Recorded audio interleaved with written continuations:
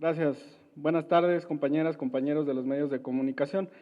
Pues la Suprema Corte de Justicia de la Nación acaba de votar por 8 contra 3, rechazar el proyecto que presentó la ministra Loreta Ortiz Alf, es este que tenemos acá.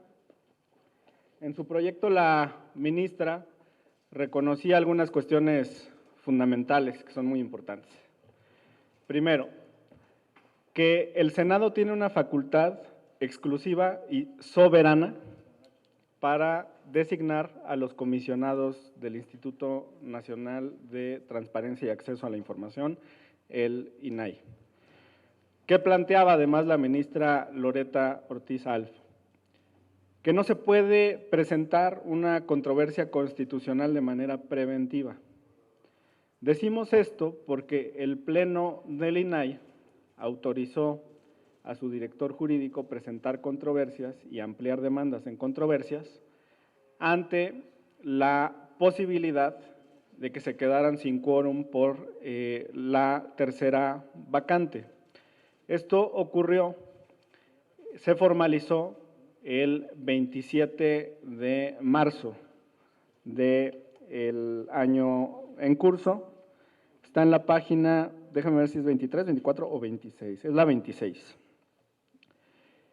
Entonces, la facultad que ejerce el órgano de transparencia para impugnar esta tercera vacante, la formalizan 3 días antes de que se generara la propia vacante. El plazo del comisionado Francisco Javier Acuña Llamas iba del 14 de mayo de 2014 al 31 de marzo del 2023 y desde el 27 de marzo es cuando se presenta este recurso. La ministra Loreta Ortiz entonces en su proyecto dice no puede haber controversias constitucionales preventivas, eso solamente existe, solamente es viable una controversia constitucional cuando en la vida jurídica existe una omisión o un acto por parte de algunos de los poderes del Estado que invaden la competencia de otro. En otras palabras, para que se actualizara la omisión del Senado de la República, el INAI tendría que haber esperado hasta el 1 de abril, no el 27 de marzo. Y por esa razón, el recurso que presentaron era notoriamente improcedente. Se los dijo también el ministro Ortiz. Revisaron este primer apartado y la mayoría decidió que no importaba que hubieran presentado el recurso antes de ese momento, que de todas maneras se tenía que analizar.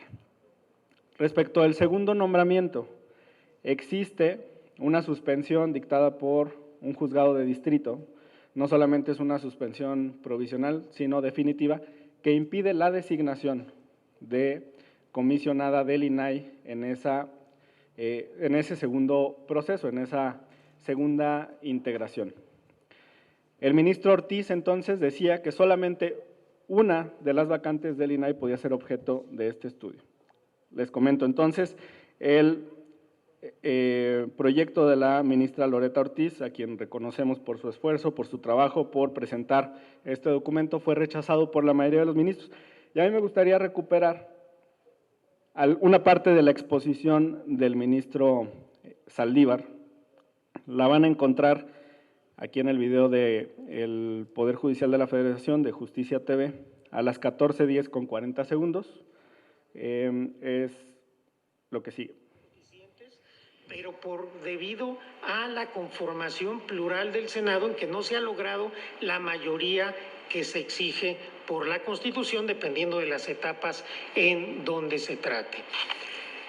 Y quiero ser muy claro, este Tribunal Constitucional ha sostenido que no todos los actos parlamentarios son justiciables, que existen ámbitos tutelados a nivel constitucional por el principio de autonomía parlamentaria que excluyen cualquier revisión judicial.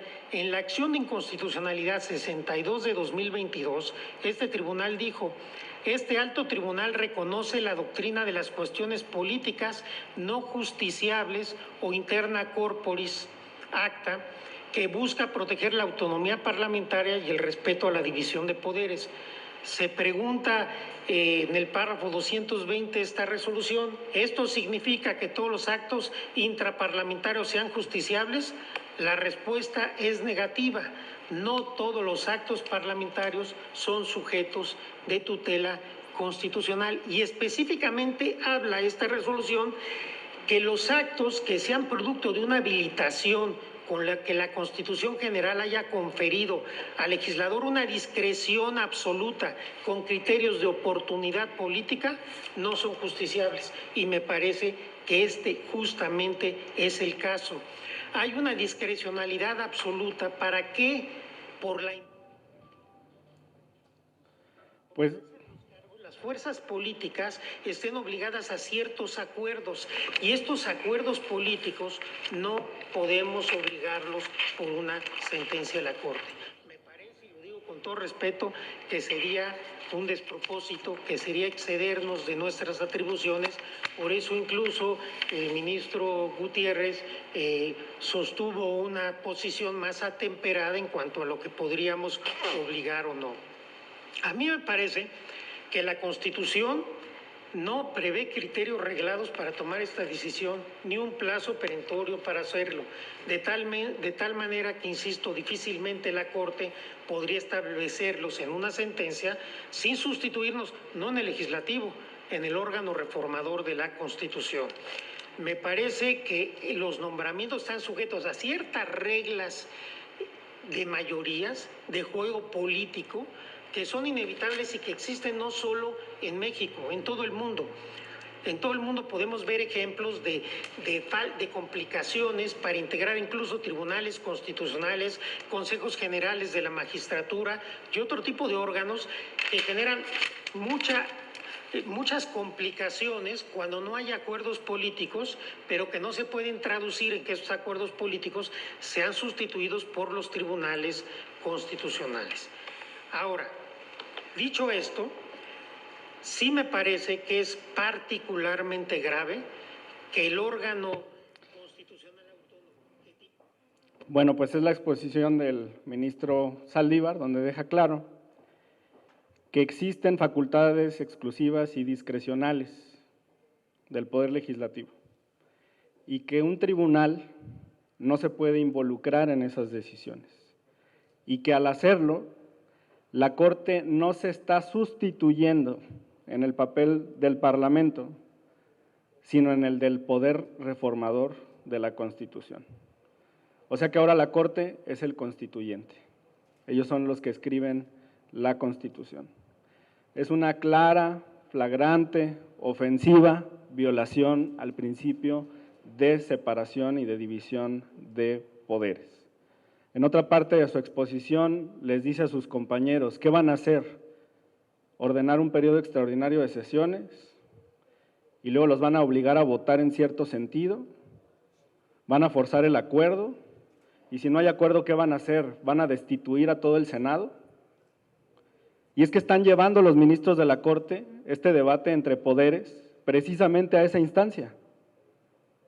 Otros ministros más mesurados en esta discusión invitaron a que se conminara al Senado de la República a que ejerciera sus funciones y en un momento, cuando tuviera los acuerdos políticos para la designación de los comisionados, entonces realizara estos nombramientos, que por cierto pueden ser vetados por segunda vez por el presidente de la República. Le van a desconocer al presidente de la República la facultad constitucional de vetar en 2 ocasiones a los designados para comisionados del INAI desde el Senado de la República. No le pueden quitar esa facultad. Y tampoco pueden forzar a que exista un acuerdo, a que exista una votación en cierto sentido. A mí me parece muy grave lo que acaba de ocurrir. Tan se dieron cuenta de lo que estaban haciendo, que hace algunos instantes estaban debatiendo si en este preciso momento definían o no los efectos de la sentencia, o sea, si nos daban un plazo, aquí hablo como integrante de la comisión permanente, para obligar a que se celebre un periodo extraordinario y después obligar a los senadores para que voten en cierto sentido. La mayoría de los ministros consideraron que el asunto se tenía que retirar y retornar para que alguien haga el proyecto y esto lo van a decidir en una sesión privada. Desde aquí el llamado a los ministros que vinieron ayer, porque el ministro Lainez venía en representación de toda la Suprema Corte de Justicia de la Nación, a que se abstengan de violar la libertad de voto que tenemos las y los legisladores. De mi parte es todo. Muchas gracias. ¿Algo?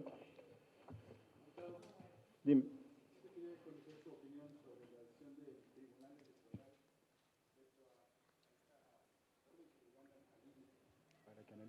Para que analice nuevamente si son válidas o no estos recorridos que realizan los aspirantes presidenciales de Morena. No resolvió eso, está en la página 36 de la sentencia. A ver si puede sacar, se lo mandé ayer a Rubén para la entrevista en Radio Fórmula, con unos cuadros rojos, a ver si se pueden poner las fotos. No dijo eso. Te voy a enseñar la sentencia para que tengas la prueba y no solo sea lo que me crees a mí. Pero lo que dice, parafraseando, es que no hay una sola prueba de que existan actos anticipados de campaña y que no se pueden dictar medidas cautelares en un proceso intrapartidario y que el ejercicio está blindado, y me acuerdo muy bien de la página. Ahorita te la ponemos aquí. Entonces, medidas cautelares, pero ahora es otro no, fallo. lo que pasa es que estás confundiendo la determinación de la Comisión de Quejas del INE Sí, eso.